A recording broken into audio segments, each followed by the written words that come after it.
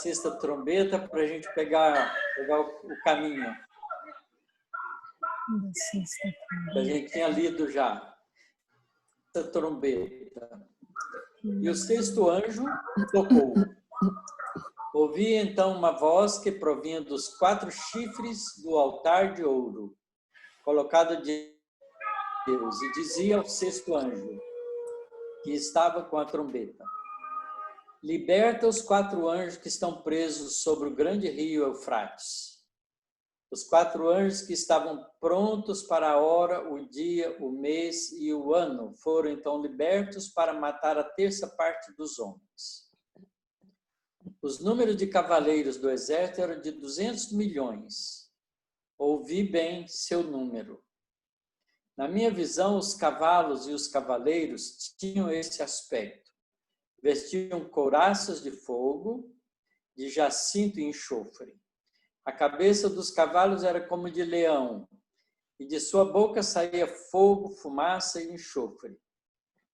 Uma terça parte dos homens foi morta por causa desses 3 flagelos: o fogo, a fumaça e o enxofre que saíam da boca dos cavalos.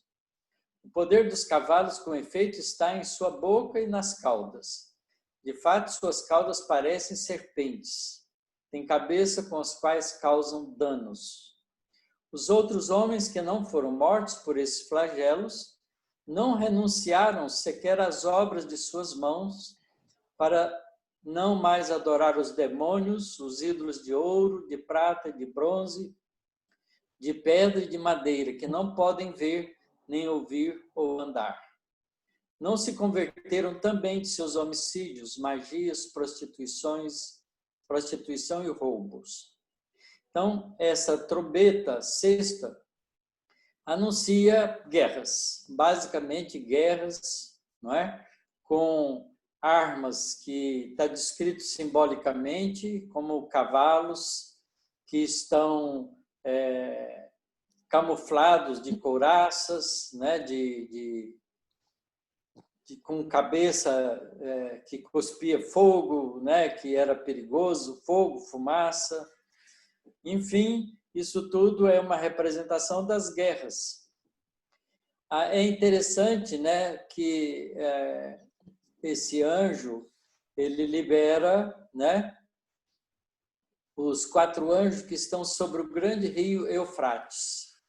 Quer dizer, provavelmente a gente não sabe, mas os espíritos envolvidos na provocação de todos esses estados de violência e de guerra devem ter histórias evolutivas em volta dessa região do país, dos países que são do Oriente Médio, né? Basicamente. A gente vê que a Segunda Guerra teve um envolvimento grave com relação a isso, envolvendo todo o povo judeu, né? E inimizades espirituais que a gente não sabe de onde vem, porque é muito difícil a gente explicar espiritualmente as consequências, né, que geraram todo esse sofrimento do Holocausto ao povo judeu.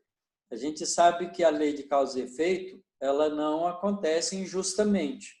Então, tudo isso deve ter uma história espiritual que a gente só vai entender depois de ter uma visão ampla da realidade espiritual historicamente. Mas, apesar de ter acontecido isso, só na Segunda Guerra Mundial morreram mais de 45 milhões de pessoas. Bastante gente.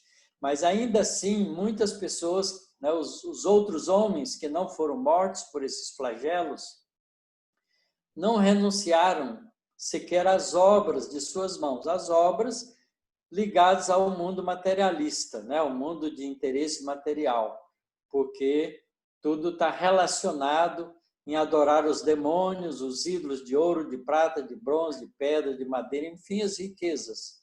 Não é?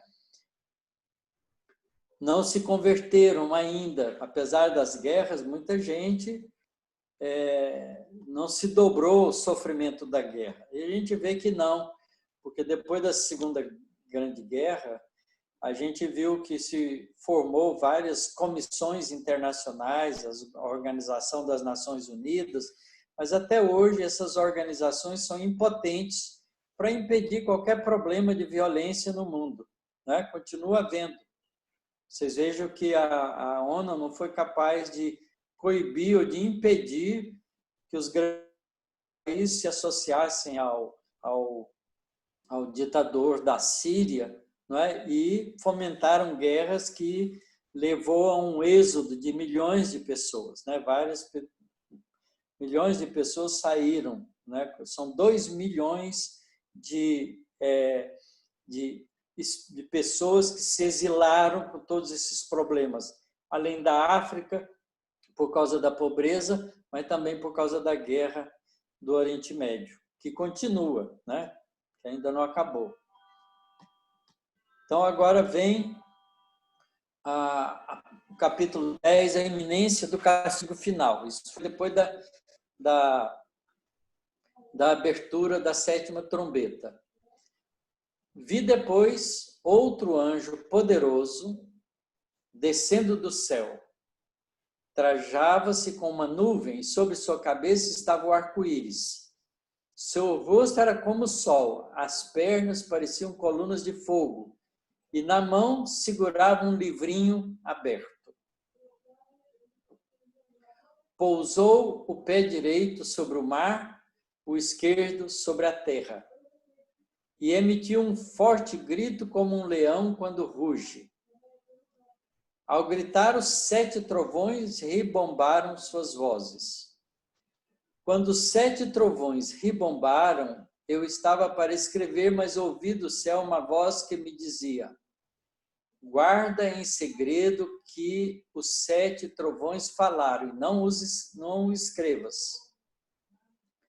Nisto, o anjo que eu vira de pé sobre o mar e a terra, levantou a mão direita para o céu e jurou por aquele que vive pelo século dos séculos, que criou o céu e tudo que nele existe, a terra e tudo que nela existe, o mar e tudo que nele existe. Já não haverá mais tempo. Pelo contrário, nos dias em que se ouvir o 7º anjo, quando ele tocar a trombeta, então o mistério de Deus estará consumado, conforme ele anunciou aos seus servos, os profetas.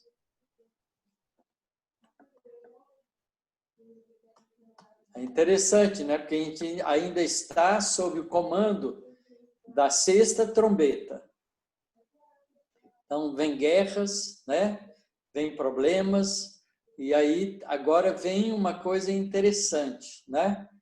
Que esse anjo poderoso descendo do céu trajava uma nuvem e sobre sua cabeça estava o arco-íris. Seu rosto era como o sol, as pernas pareciam colunas de fogo e na mão segurava um livrinho aberto. O que será que tem nesse livrinho?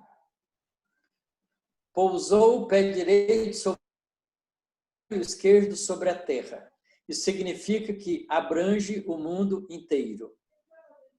O mar e a terra, tá certo?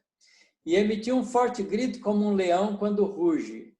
Quer dizer, esse livrinho aberto é uma mensagem de profunda importância que abrange o mundo inteiro. E ao gritar os 7 trovões, ribombaram suas vozes. Quer dizer, isso ecoa por toda a terra. 7 trovões significa que é um número completo, outra vez. Então, que isso é abrangente para o mundo inteiro. Quando os 7 trovões ribombaram, quer dizer, isso tinha um significado. João estava para escrever, mas ouviu do céu uma voz que lhe dizia: guarda em segredo o que os 7 trovões falaram e não escrevas. Nisto o anjo que eu vira sobre o pé, que estava com o livrinho na mão, sobre o pé, sobre o mar e a terra, levantou a mão direita para o céu e jurou por aquele que vive pelo século dos séculos, por Deus, né? E disse: já não haverá mais tempo. Pelo contrário, nos dias em que se ouvir o 7º anjo, quando ele tocar a trombeta, então o mistério de Deus estará consumado, conforme ele anunciou aos seus servos, os profetas. Então, vejam que isso é a situação de definição última para o nosso mundo. Não há mais tempo. Quer dizer, não adianta a pessoa achar, né, e pedir socorro, porque já está definido quem fica, quem não fica, quem vai e quem fica. E vamos saber um pouco o que contém esse livrinho. O livrinho, ele é ao mesmo tempo doce e amargo. São figuras estranhas, né? Figuras assim inusitadas que vão aparecendo no Apocalipse. A voz do céu que eu tinha ouvido tornou então a falar-me: Pai, toma o livrinho aberto da mão do anjo que está em pé sobre o mar e sobre a terra. Fui, pois, ao anjo e lhe pedi que me entregasse o livrinho. Ele então me disse: toma-o e devora-o. Ele te amargará o estômago, mas em tua boca será doce como mel. Tomei o livrinho da mão do anjo e o devorei. Na boca era doce como mel. Quando engoli, porém, meu estômago se tornou amargo. Disseram-me então: é necessário que continues ainda a profetizar contra muitos povos, nações, línguas e reis. Quer dizer, o que pode ser doce quando você prova e amargo quando você introjeta para dentro de você? Quer dizer, que vai quando você engole. Não é? É uma pergunta que a gente pode fazer para entender o significado desse livrinho. A rigor, se a gente quiser compreender isso com clareza, a gente tem que lembrar que esse livrinho, ele contém as verdades espirituais que iluminam a nossa razão, mas é difícil de realização.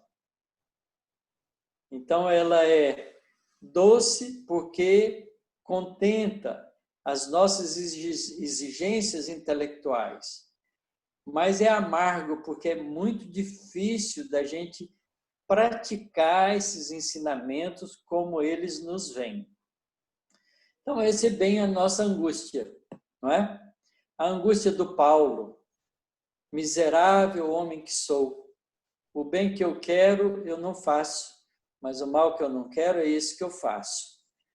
Que é a luta íntima das pessoas que entendem os valores espirituais, mas ainda não são capazes de realizá-los.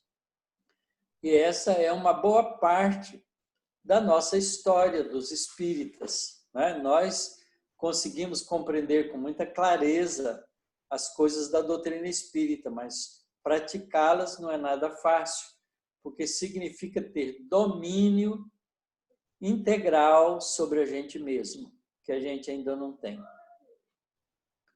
Mas é curioso, porque o Espírito ainda diz, a voz ainda diz para ele: é necessário que continues ainda a profetizar contra muitos povos, nações, línguas e reis. Porque ainda não, né? Ainda não está fechado esse tema.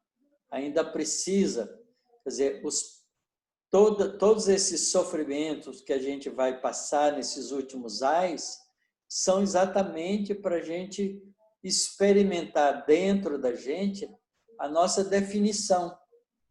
Se a gente devorou os ensinamentos espirituais a ponto de fazer mudanças internas que são duras, difíceis, mas que a gente faz com persistência. Então, é mais ou menos assim que eu entendo esse trecho, não é? Pode ser que tenha outras interpretações, não é muito simples da gente entender, porque é muito simbólico. as duas testemunhas.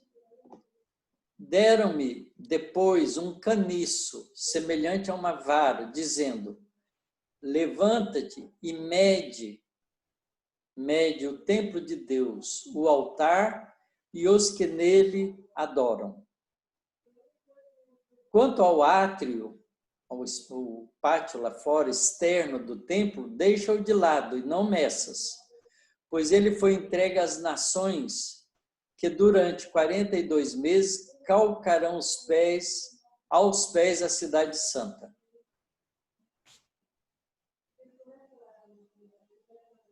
Veja, ele recebeu uma vara que é uma métrica, uma medida.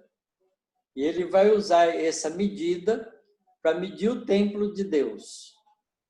O templo na parte interna e o altar, né? E os que nele adoram. Então, essa vara é uma medida moral. Tá certo? É uma métrica moral. Mas a parte de fora do templo, ele não vai medir, tá certo? Porque essa parte externa, que é a parte exterior, não o conteúdo do templo, mas o exterior, a parte externa, a parte superficial, a parte que todo mundo vê, né? Essa foi entregue às nações que durante 42 meses calcarão aos pés a cidade santa. Esse tempo, 42 meses, não é interpretado ao pé da letra também. 42 meses é um tempo longo, tá certo? É mais de 1000 anos. Quer dizer, então, isso aqui, a gente vai ver nesses trechos novos, uma fala que vai para trás e vem para frente, vai para trás e vem para frente, mostrando os ciclos, né, dos acontecimentos. Às minhas duas testemunhas, porém, permitirei que profetizem, vestida de saco, durante 1260 dias. Outra vez, esse 1260 já apareceu uma vez, aparece de novo. Esses números são números simbólicos, que representam períodos grandes.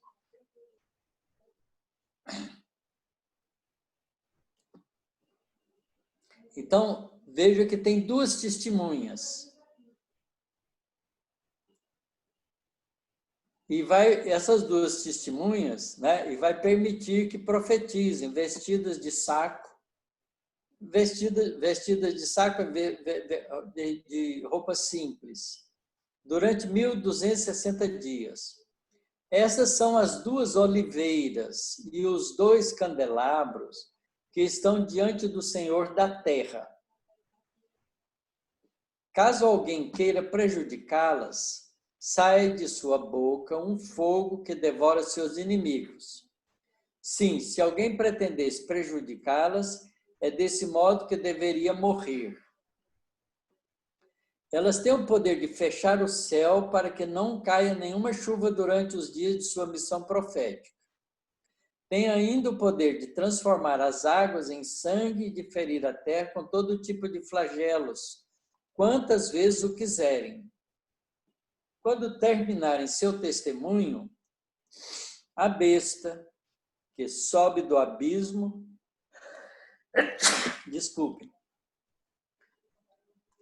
combaterá contra elas, vencê-las-á e as matará. A besta que sobe do abismo combaterá contra elas, vencê-las-á e as matará. Veja que coisa interessante, né?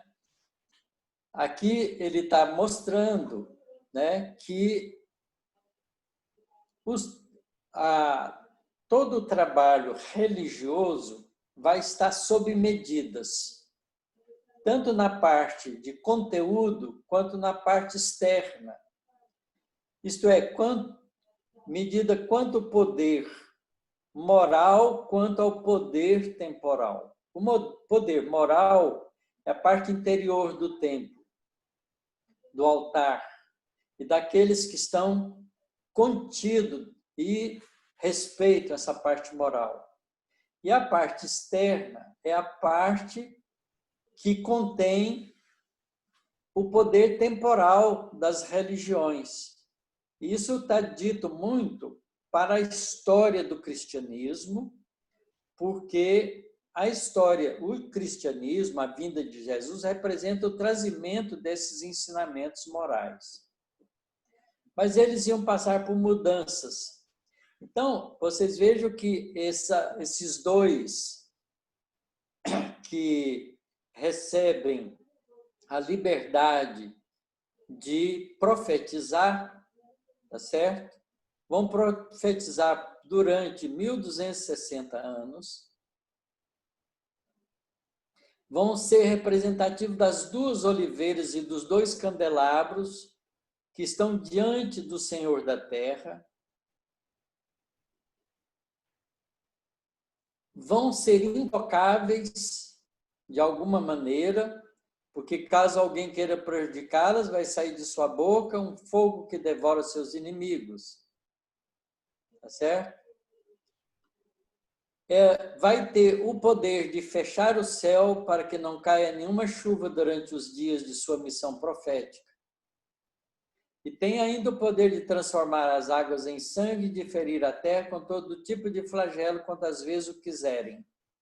Quer dizer, vai estar dando para essa difusão dos ensinamentos cristãos, dos ensinamentos de Jesus, todo o poder temporal. Tá certo? E a gente vê que realmente as igrejas cristãs acabaram adquirindo um poder muito grande e reinou sobre o mundo ocidental e até sobre o mundo oriental, porque a igreja fez uma difusão desses ensinamentos por todo lugar do planeta. O cristianismo se espalhou por todo lugar, mas não se espalhou, não é, com os valores espirituais como deveria, mas espalhou como poder. Porque elas têm o poder de fechar o céu para que não caia nenhuma chuva durante os dias de sua missão profética. Tem ainda o poder de transformar as águas em sangue e de ferir a terra com todo tipo de flagelo quantas vezes o quiserem. E a gente vê que nesse processo que durou mais de 1000 anos, né? 1260 anos é simbólico, mas durou quase 2 milênios, a igreja sempre teve missionários que nasceram dentro dela para manter o conteúdo, aquilo que está dentro do templo de Deus, do altar, os valores espirituais. Então, vieram missionários dentro da igreja católica um tempo longo. E a gente tem todos esses missionários que trabalharam ali dentro, tentando manter a igreja. A gente pode lembrar, assim, é claro que ela teve de repercussão muito grande externa, mas de repercussão só dentro da igreja também. E a gente lembra, por exemplo, do Francisco de Assis, né, que é um representante muito importante desse trabalho missionário de recuperar os valores morais da igreja, porque ela já tinha adquirido os valores temporais. Aí vem todo o movimento da reforma, que são missionários para tentar chamar a igreja aos valores espirituais. Mas como eles não conseguiram, então criaram correntes religiosas externas, né? Difundiram correntes cristãs para todo lado. Tudo isso está contido nessa profecia, nesses ensinamentos colocados aqui. Mas veja, quando terminarem o seu testemunho, a besta que sobe do abismo combaterá contra elas, vencê-las-á e as matará. Seus cadáveres ficarão expostos na praça da grande cidade que se chama simbolicamente Sodoma e Egito, onde também o Senhor delas foi crucificado. E homens de todos os povos, raças, línguas e nações veem seus cadáveres durante 3 dias e meio, impedindo que sejam colocados numa sepultura. Os habitantes da terra se rejubilam com isso, ficam alegres e trocarão presente, pois esses 2 profetas haviam atormentado os habitantes da terra. Contudo, depois dos 3 dias e meio, um sopro de vida vindo de Deus penetrou-os e eles se puseram em pé, e um grande medo apoderou dos que os contemplavam. Ouvi então uma voz do céu que lhes dizia: subi para aqui. E subiram para o céu na nuvem, e seus inimigos os contemplaram. Naquela mesma hora, houve um grande terremoto. A 10ª parte da cidade caiu, e 7.000 pessoas morreram na catástrofe. Os sobreviventes ficaram apavorados e deram glórias ao Deus do céu. Então, aqui a gente vê representando, né, esses 3 dias e meio, não é um ciclo completo, é metade do ciclo. Porque 7 é o número que fecha um ciclo. Então, 3 dias e meio representa metade do ciclo. Quer dizer, há um trabalho contínuo do mundo espiritual zelando pelos valores espirituais dos ensinamentos de Jesus. Mas os interesses materiais sobrepõem a isso, que é exatamente o que a besta representa. A besta que sobe do abismo, combaterá contra elas, vencê-las-ás e as matará. E a gente vê que até hoje, não é? As igrejas que têm domínio sobre a grande maioria dos povos, e esse domínio são basicamente duas religiões, a Igreja Católica e a Igreja Muçulmana, que são as 2 religiões que têm maior número de adeptos no mundo. E as 2 não se converteram ainda aos valores espirituais, como precisa, certo? Então, elas combateram dentro todos os missionários que puderam ajudar nisso. Mas a gente pode generalizar isso aqui para todas as correntes religiosas, porque todas elas recebem, de quando em quando, missionários espirituais para poder trazer de volta a essência dos valores espirituais. Vou dar um exemplo para vocês. O budismo tibetano ficou guardado no Tibete durante alguns dezenas de séculos,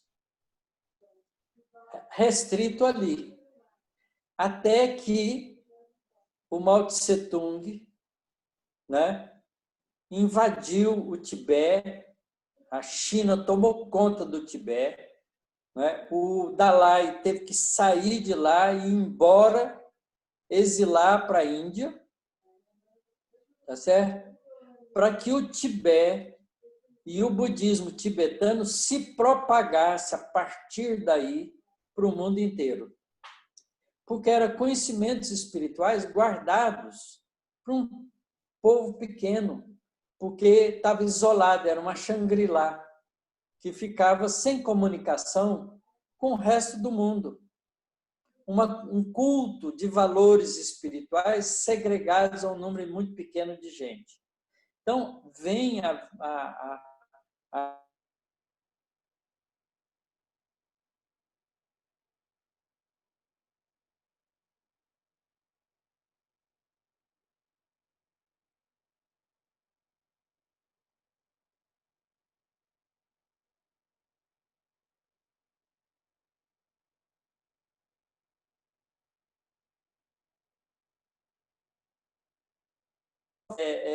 viajou pelo mundo inteiro, né? E foi acompanhado por escritores que puderam escrever os ensinamentos budistas em livros para o Ocidente. porque fora isso, o budismo era muito pouco conhecido. Então, a gente vê que todo esse movimento religioso não atinge só as religiões que a gente interpreta, atinge a todas as religiões, porque todas elas têm, na sua filosofia, no seu conteúdo intelectual, os valores espirituais. Tá certo? Então, aqui, essa fala está representando isso. Mas ainda não terminou, porque vocês vejam que essas lições, esses profetas, né, que morreram, não puderam ser enterrados, e depois revivem para poder voltar para o mundo espiritual, é tudo simbólico, mostrando, né, que esses ensinamentos ainda não estão devidamente aceitos e propagados.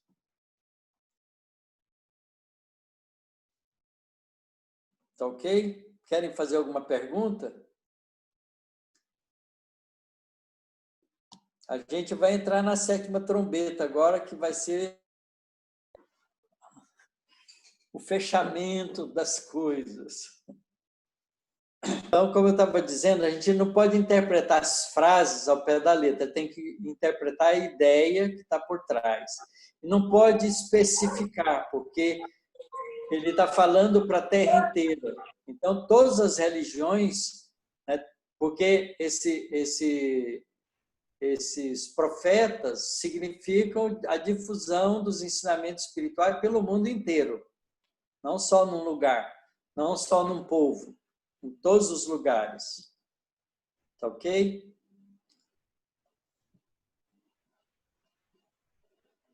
E ela não se completa. A gente vê que o fato de ter ficado 3 dias e meio significa metade do ciclo.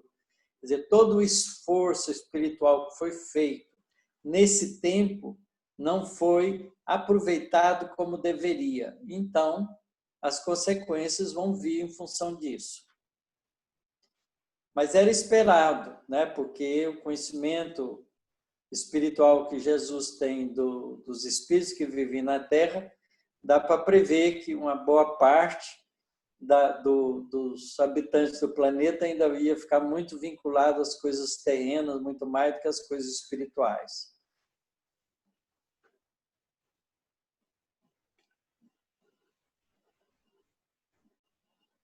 Então, vamos ler a 7ª trombeta. O segundo ai, passou. Certo? Então, a gente viu o primeiro ai, que passou, que foram guerras violentas. O segundo ai, que é uma disputa que ainda, eu acredito que ainda está acontecendo, né? Porque ainda está nesse movimento. Você veja que a gente tem muitas religiões novas, aqui no Brasil em especial, você vê essas religiões novas que surgiram, estão canalizando a maior parte dos católicos, principalmente, para essas religiões novas. Aqui no Brasil, essas religiões novas têm crescido assustadoramente, mas são ainda religiões muito voltadas ao paraíso na Terra, com os bens materiais. Ela não está voltada a cultivar os valores espirituais. Você tem que ser fiel à igreja, tem que ser fiel aos donativos, tem que ser fiel ao que os pastores falam, e não há independência dos fiéis na interpretação e no conhecimento dos valores espirituais para assumirem a responsabilidade individual de fazerem mudanças em si mesmos, como faz a doutrina espírita. A doutrina espírita não se propaga muito rapidamente, exatamente por causa disso, porque ela não é uma doutrina de superfície. Ela é uma doutrina de conteúdo. Não, você fica, quando você conhece a doutrina espírita, você fica comprometido com o seu comportamento diante dos outros quando você fala que é espírita. Certo? Falar que é espírita tem um peso, né? Um peso moral forte, grande, pesado. Porque Porque você sabe que quando você fala que é espírita, você tem que fazer o esforço de ser. É diferente de adotar uma religião e seguir as obrigações religiosas. As obrigações religiosas são exteriores, não são de conteúdo interno, basicamente. É incrível isso, né, Otacílio? Para nós isso é tão óbvio, né, que uma religião deveria se preocupar com o ensinamento moral, com o interior das criaturas, em favorecer ou facilitar a que as pessoas fossem pessoas de bem, enfim, que tivessem uma moral um pouco melhor, né? Eu tive uma experiência há um tempo atrás que eu vou sintetizar aqui, porque ela é um pouquinho longa, foi um diálogo aí que se travou entre mim e uma pessoa da religião presbiteriana, que eu conheço várias que são esclarecidas, mas nem todas são. E conversando com ela, ela falava que passava da minha casa, e ela me conhece, frequentou o Consolador uma época, e orava por mim sempre, para que eu encontrasse a salvação e tudo mais, e aquele papo e tal, porque se eu continuasse assim, eu ia arder no fogo do inferno. Eu e todo mundo que é espírita, que conversa com os espíritos, porque isso é uma coisa proibida, e os católicos pela adoração a imagens, etc. e tal. E aí eu fui ouvindo aquilo, e a conversa foi ficando meio assim, meio pesada, ela foi falando umas coisas que não foram me agradando, eu falei, olha, mas a realidade é o seguinte, eu te respeito na sua religião, no seu entendimento, e você me respeita, né? Porque no final das contas, o que é importante é que cada um de nós sejamos pessoas melhores, que nós sejamos pessoas de bem, que a gente desenvolva o amor, que a gente tenha caridade. Só isso é o que importa. Ela levantou o dedinho e falou, não é não. É preciso que você se converta para ser salva. Aí eu estava com mais alguém da família, falei, vamos embora então, prazer, gostei de te ver, e me despedi e fui, né? Porque o que eu vou falar depois disso? Porque é um formalismo, né? Uma exterioridade. Então, se você não se converter àquela religião, você não vai ser salvo, por melhor que você seja, por mais caridoso que você seja. E ela disse isso com tanta convicção que não teve mais argumento. A forma é mais importante do que o conteúdo, né? Ainda. E a maioria das religiões ditas cristãs são assim, né? Chega a ser chocante ouvir isso, né? Da própria pessoa, mas está aí. Mas nós que somos espíritas entendemos que dentro das diferentes religiões tem pessoas que agem de maneira cristã. Sem dúvida. E adota na sua simplicidade, nem discute muito teoria nem nada, mas adota na sua simplicidade os valores morais e praticam. Então, independente de qualquer coisa, essas pessoas estão bem no mundo espiritual, porque quando elas forem libertas, como elas não têm esse dogmatismo, né, partidarista, elas vão compreender no mundo espiritual muito rapidamente que as lições podiam ser amplificadas de uma maneira muito mais elegante e elas crescem rapidamente. Então, a gente entende isso. Por isso, a gente não está preocupado com rótulo, né? Porque dentro mesmo do movimento espírita tem muita gente que é de casca só, ainda. Não é? Vai lá porque quer tirar vantagem, quer sentar no primeiro lugar, quer ser o primeiro a tomar passe, não está disposto a fazer mudança, concessão, não é? De ceder, de amar, de conceder, finalmente, né? Porque esse é que é a coisa mais importante, é o sentimento que a pessoa veste para poder realizar as tarefas que ela adota para si mesma, né? E não busca essa melhoria de comportamento. Então, a gente entende que o que é importante é isso. Por isso, está bem colocado, né, no Evangelho, como bem colocou o Allan Kardec, fora da caridade não há salvação.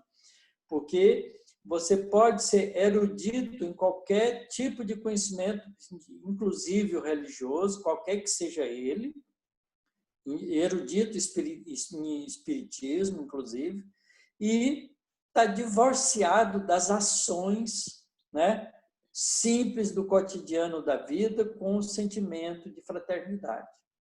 Então, é isso que é básico. Sem dúvida.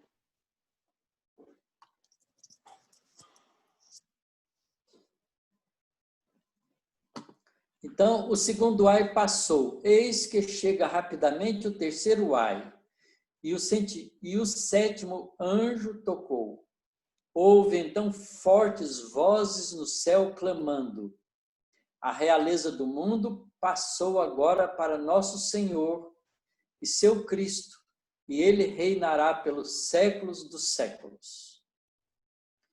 Os 24 anciãos que estão sentados em seus tronos diante de Deus, prostraram-se e adoraram a Deus, dizendo: Nós te damos graças, Senhor Deus Todo-Poderoso, aquele que é e aquele que era, porque assumiste o teu grande poder e passaste a reinar.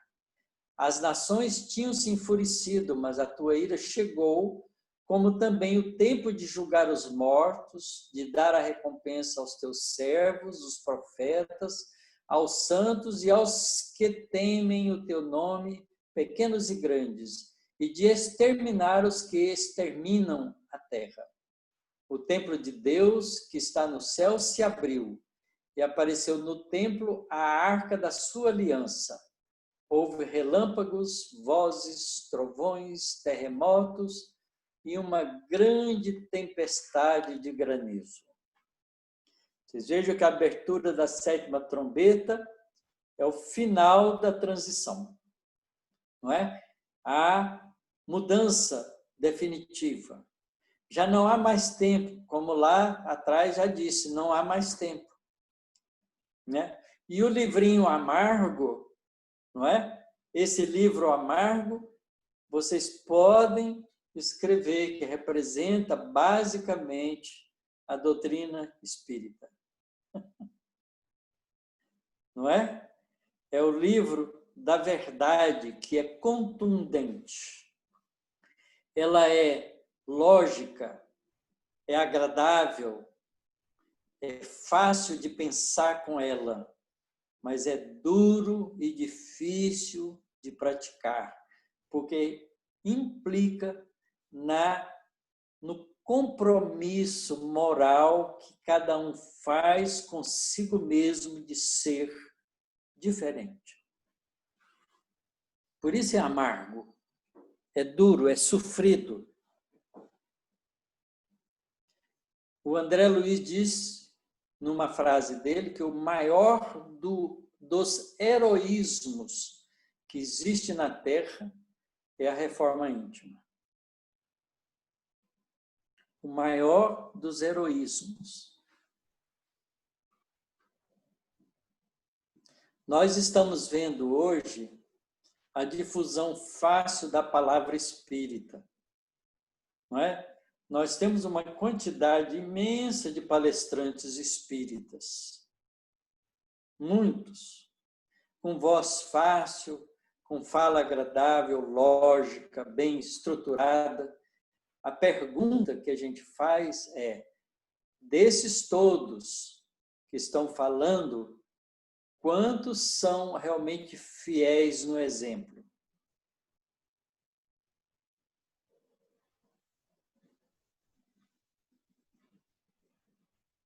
Essa é uma pergunta importante. Porque todos nós temos que ser provados. Não há como a gente não passar pelas provas que o conhecimento espiritual que a gente tem, né, nos abre como possibilidades. E quanto mais fácil, mais compreendido é por aqueles que divulgam, maior e mais rígida é a prova. Aí vem a prova no trabalho, vem a prova no sentimento, vem a prova no lar, né? Vem a prova nas emoções, nas vantagens e mesmo até na vaidade de aparecer, porque isso é importante. Tudo isso a gente tem que testar. Eu converso muito isso com o Arthur. O Arthur é um palestrante novo, que é muito bom, fala muito bem, com segurança, né?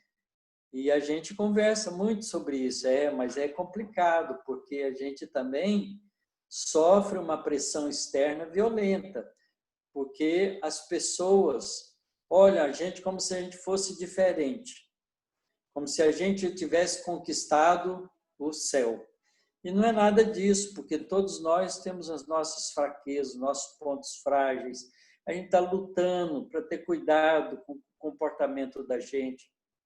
A gente é testado no ambiente de trabalho da gente, a gente é testado no ambiente, né, de pessoas que convivem conosco dentro da nossa família. Então, é um problema que é vivo, né? E aí, o que é importante é que a gente seja capaz, né, de superar todos esses problemas e manter a fidelidade.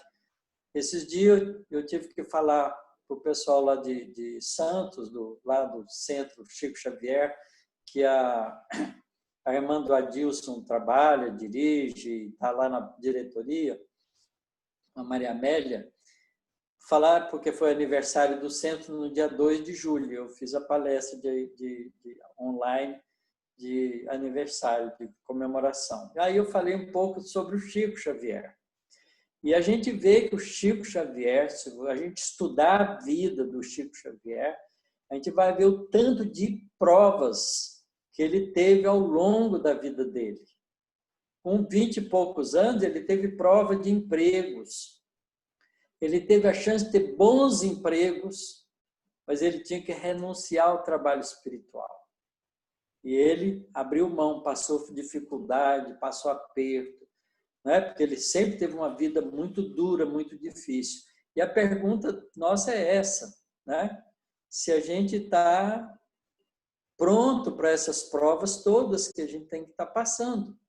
E a gente tem que passar a doença, não é? Os dissabores familiares, os problemas de conflitos no trabalho, não é? Perdas que a gente tem, não é? Como é que a gente se comporta quando alguém bate no carro da gente, amassa o carro da gente, que era quase zero? Como é que é o nosso comportamento? Não é? A gente age como espírita ou a gente vai atrás e briga como se a gente fosse qualquer pessoa? Então, todos esses pontos são análises para a gente, né? As ingratidões de pessoas que convivem conosco, bem dentro do próprio lar, né? Que a gente sempre, todo mundo tem. E como é que fica? Então, todas essas provas que a gente passa são necessárias para avaliar se a gente está aproveitando bem o tempo da gente e os ensinamentos que a gente recebeu. Então, é um livro que é gostoso, né, de alimentar-se dele, mas é amargo dentro da nossa intimidade, porque ela exige e cobra de nós uma atitude de renúncia pelos bens materiais em favor das coisas espirituais. Eu estava com essa palavra em mente, Otacílio. Enquanto você falava, eu falei, o lado amargo, talvez, para nós, né, desse livrinho, para chegar nessa reforma, é exatamente essa renúncia, né? Que a gente tem que fazer muitas vezes das coisas que são boas, que agradam, mas que a gente às vezes sabe que não são as melhores aqui, né? E que para bem de nós mesmos, do ponto de vista espiritual, nós teríamos que renunciar a algumas coisas que a própria consciência vai nos impondo. E se a gente falar, não, não vou ouvir a voz da consciência, eu vou seguir vivendo, mas você não consegue mais conseguir seguir vivendo da mesma forma, porque a consciência ela vai te acusar o tempo todo, né? Então, aquela coisa, você já não é aquela pessoa de antes, porque você tem o conhecimento, mas ainda não se modificou, porque está teimando em viver como se não soubesse de nada. Isso é bem conflitante, isso é bem amargo. E se você e a gente frequentando casa espírita tem que ver muito isso. Quantas pessoas às vezes saem da casa espírita e ficam ofendido, né? Porque às vezes alguém falou alguma coisa para ela que ela achou que foi uma ofensa. Eu mesmo aí no Consolador conheço várias pessoas que deixaram de frequentar o Consolador porque às vezes a Leia ou às vezes alguém do centro era mais duro em dizer as coisas que precisavam ser levadas a sério. Sem dúvida. Então, isso aí é incrível. Eu sei, por exemplo, de casas que são orientadas, dirigidas, casas, assistência social dirigida por espíritas, né, que cuidam de crianças, que cuida disso, e que vai comprar coisas, por exemplo, para as crianças, tá certo?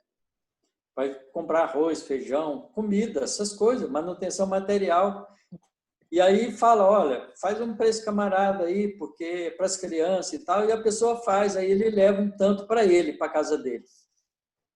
Quer dizer, então aproveita, né? Isso é desonestidade, isso, não é honestidade. A pessoa que faz isso não entendeu ainda que as coisas materiais não estão associadas com as coisas espirituais, não pode ter dois pesos, duas medidas. Né? Aqui mesmo, nossa casa espírita, teve uma época que a gente tinha uma cozinha, né? Uma cozinha artesanal, e era comum as pessoas que estavam trabalhando lá levar as coisas mais baratas porque elas estavam trabalhando. Então, não era um trabalho de assistência, um trabalho né? É um trabalho de levar vantagem. Né? Então, às vezes comprava pano, para precisar de fazer pano de prato, comprava um monte de saco de branco, né? Que comprava um preço mais camarada porque era para obreiros, e as pessoas levavam para casa e bordavam e faziam pano de prato para elas. Quer dizer, está errado, isso aí não faz sentido, né? E Não muitas tem vezes, como se essas você for coisas. comentar isso com a pessoa, ela não vai entender, porque ela talvez não Não vai. percebeu que, imagina, mas não tem nada de errado, eu não estou roubando nada, né? Acho que não. E é uma coisa complicada, né? Sim. Eu sei disso porque esse negócio da gente fazer palestra e tal, de vez em quando as pessoas vêm agradar a gente com presente, né? Dar alguma coisa para a gente. Por que tem que dar? Não tem que dar. Se vende para os outros, para mim tem que vender também. Eu me incomodo muito com essas coisas, né? Porque eu acho que não está certo. E às vezes, quando eu ganho, não tem jeito de negar, eu pego e depois dou para outro. Passo para frente. Faço que nem o Chico O fazia lá com o Chico Padre. fazia isso. O Chico fazia isso, o bolo, a senhora fazia bolo para ele. Eu fiz o bolo, você tem que comer. E aí dava um pedaço para ele e passava para adiante. Acabava o bolo e ele não comia. Tem E uma a pessoa história, ficava irritada, porque tinha feito para ele. tem uma história tão linda do Chico, porque às vezes ele não conseguia se esquivar de receber, então tá, recebia, e ele recebeu um relógio de ouro. E ele foi visitar, ele fazia as visitas dele, né, quietinho, visitar uma doente, amiga dele. E ela dizem os biógrafos, né, que ela sempre perdia a hora porque não tinha relógio. E ele deixou discretamente o relógio de ouro, que para ele era só um relógio, na cabeceira dela. Falou: olha, minha filha, eu trouxe um relógio para você. E foi embora. Esse era o Você Chico. sabe que uma vez ele ganhou um Fuscão 0 km. Ele nem sabe quem deu direito, porque pegou um caminhão com o Fuscão em cima, na porta da casa dele, desceu o Fuscão e falou: olha, aqui que mora Francisco Canto Xavier. Então, toma aqui, ó, tem esses documentos aqui, esses papéis aqui, tudo mandaram deixar aqui. Foi embora. E aí, o que ele fazia com o Fuscão? Aí tinha uma pessoa que vendia para ele mantimentos que ele usava para poder fazer distribuição. Aí a pessoa veio com um carro, com um caminhão para fazer descarga do material, né, da arroz, feijão, essas coisas que ele comprava para isso. Aí ele, tudo bem, então você gostou do Fuscão? Gostei. Então fica para você, você vai trazer o valor dele em comidas para a gente distribuir. Ele nem entrou dentro do Fuscão, nem entrou dentro. Pois é. Desapego, né? E a gente, mas isso é importante, porque a gente está sendo testado em todas as coisas, nas menores coisas, não é? Então, será que a gente está... E claramente, né, Otacílio, ele tinha as lutas dele, assim como um orador que é endeusado também tem, que está longe, às vezes, de ser aquela pessoa que acham que ele é, né? E o Chico tem uma fala muito bonita, que muita gente colocar, claro que o Chico tem um trabalho maravilhoso, é claro que ele tinha uma evolução incrível, mas é claro que ele tinha lutas também, né? A gente imagina que tinha. E uma vez ele falou, olha, quando ele se sentiu assim um pouco constrangido com esse endeusamento, tal, ele falou, eu faço força para ser o Chico que vocês acham que eu sou. Exatamente. Bonito, é assim mesmo. Por isso ele falava, olha, eu não sou o Chico, eu sou o Cisco. É isso aí. Cisco, né? Mas ele é o Cisco de Deus. Isso que é importante. Era o Cisco que estava bem orientado para fazer as coisas do jeito que ele se esforçava sempre para fazer. Ele ganhou uma fazenda, não foi? Ganhou uma fazenda em Goiás. Ele deu metade da fazenda ficou para a Comunhão Espírita Cristã e a outra metade ficou com o pessoal lá de Goiás que montou um grupo de fraternidade de trabalho de assistência à criança. Ele ganhou, quando Frederico Figner morreu, Frederico Figner é o autor do livro Voltei, o irmão Jacó. Ele foi presidente da Federação Espírita Brasileira e foi dono das casas Edson, lá no Rio de Janeiro. Casa de material de gravação, de música. Ele, quando ele morreu, ele deixou 100 mil cruzeiros no testamento dele para o Chico Xavier. Ele doou o dinheiro inteirinho para o departamento editorial da Federação Espírita Brasileira. Inteiro. Era uma riqueza. 100 mil cruzeiros na época. Era muito dinheiro. Muito dinheiro. Ele doou inteiramente. A família do Frederico Figner ficou meio assim com ele, porque queria que ele aceitasse, mas ele não aceitou. E deu para a Federação Espírita Brasileira inteiro, todo o valor. Nunca ficou com um centavo de ninguém. É importante isso. A gente tem que entender que a gente tem um compromisso espiritual. Por isso é amargo, não é fácil não, porque a gente tem que fazer essas renúncias todas, que não é nada trivial. Então, voltando então ao nosso tema aqui, a 7ª trombeta, então, ela é a última, né? E vocês vejam que o número 7 tem esse significado, fica muito claro aqui, de fechar o problema inteiro, né? De completar a ideia de um processo que tem começo, meio e fim. Então, o número 7 é o fim, né? É o segundo ai passou, mas ainda tem um terceiro ai, né? Que ele vai falar mais na frente. Né? Mas eis que chega rapidamente o terceiro ai. E o 7º anjo tocou. Houve então fortes vozes do céu, clamando. Jesus assume, né, desse ponto de vista, a realeza. Não é que ele ele sempre assumiu a realeza espiritual, é dele, mas ele assume a realeza definitiva da transformação, da mudança. Porque daqui para frente, toda a humanidade tem que entender que Jesus é o diretor espiritual do planeta. Então, só vai ficar na Terra todos aqueles que entenderem isso e se assumirem, né, como coparticipantes dessa tarefa de um reino novo, de um reino espiritual.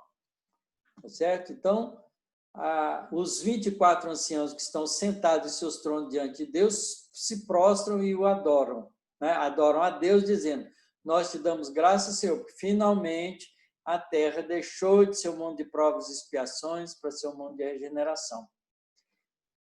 As nações tinham se enfurecido, mas a tua ira chegou. Quer dizer, não adianta espernear, acabou, a mudança está se dando.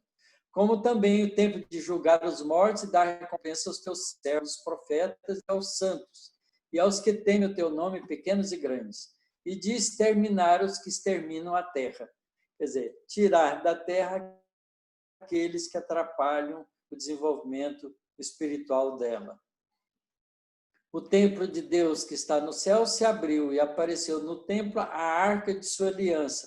Quer dizer, que fica evidente, né, que a Terra é um planeta onde espíritos estão com consciência progredindo para uma realidade universal.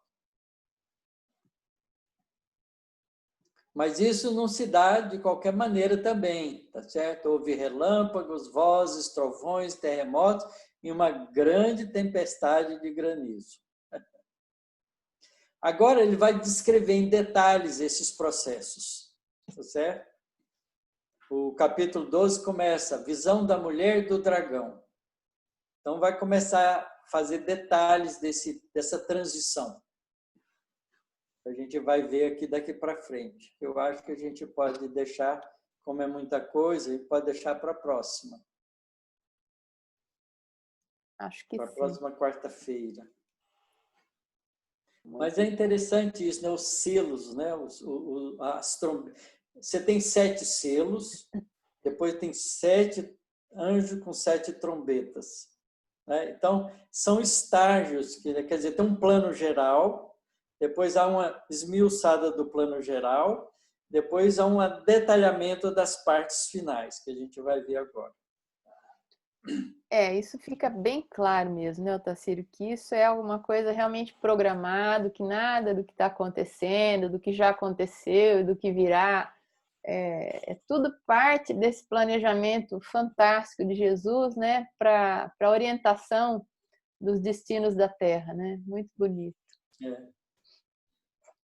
E tem um tempo para isso ocorrer, isso aqui é importante, não é uma coisa que vai de repente, agora vamos soltar os 4 cavaleiros do Apocalipse, não tem nada a ver com isso, né? Todo é um processo lento, cada cavaleiro representa uma coisa diferente, épocas diferentes vão se estabelecendo, né? O tempo vai passando, as reencarnações vão ocorrendo, os espíritos vão aprendendo de cá e de lá, e vai, né, tudo andando para fechar um ciclo evolutivo. Dizendo aqui, viu, Tacílio, que eu estou sentindo necessidade de voltar, ainda não terminamos o estudo, mas de começar a reler os primeiros capítulos, de estudando realmente com calma, pensando em todas essas figuras que são aí colocadas. E certamente, com o passar do tempo, no sentido do passar dos séculos, né, muito mais coisa a gente vai poder entender, penso eu, desse projeto que está aí, de certa forma, oculto sob esse número tão grande, né, de símbolos, de alegorias e tudo mais. Certamente também é uma coisa que às vezes me ocorre. Deve ter havido um motivo para que o Apocalipse fosse escrito, fosse trazido dessa maneira.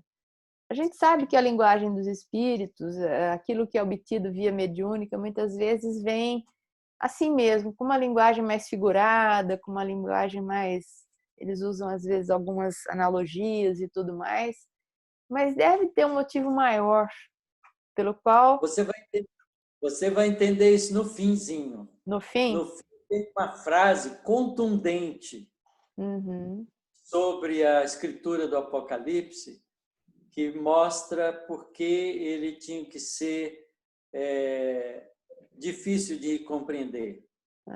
Com certeza. Uma linguagem simbólica, porque ele não podia, em hipótese nenhuma, ser adulterado pela humanidade. Imaginei alguma coisa assim. Assim como os grandes... A frase que fala isso é muito dura, muito contundente.